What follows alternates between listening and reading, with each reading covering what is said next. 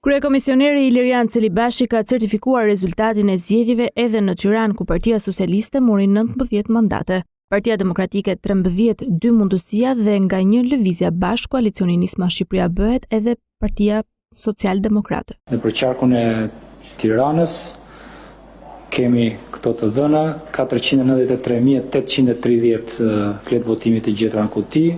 Edhe në Elbasan morën vurën e Celibashit me 10 deputet Partia Socialiste dhe 4 Partia Demokratike. Për qarkun Elbasan, dhe miratojmë tabelën me këto të dhëna, 158.956 numri fletëve votimit të gjetura në kuti.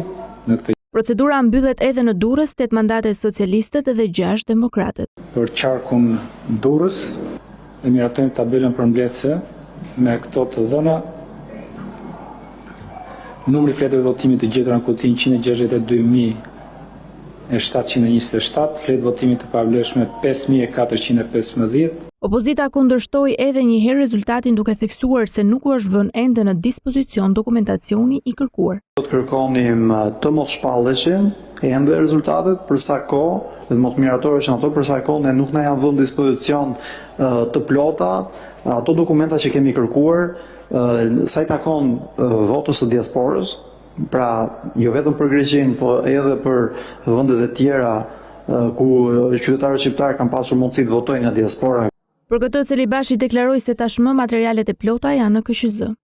Është dorëzuar në Komisionin Qendror të Zgjedhjeve gjithë dokumentacioni i plot dhe këtë do t'ja vëmë menjëherë në dispozicion. Ndërkohë do të përgatisim dokumentacionin e kërkuar sipas edhe për këto 3 qarqe. Opozita ka deklaruar se nuk e njeh rezultatin dhe se tashmë do t'i drejtohet institucioneve të tjera zgjedhore.